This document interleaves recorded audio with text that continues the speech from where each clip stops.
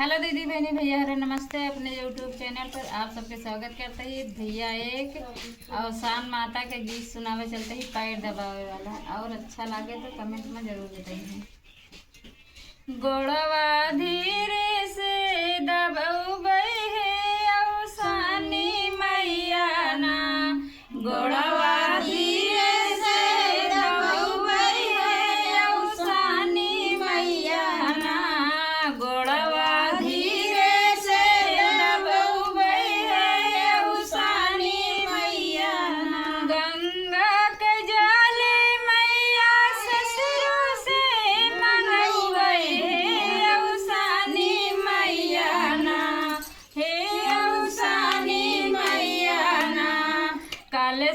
सासू से धरौबै है अवसानी मैया ना, कलसा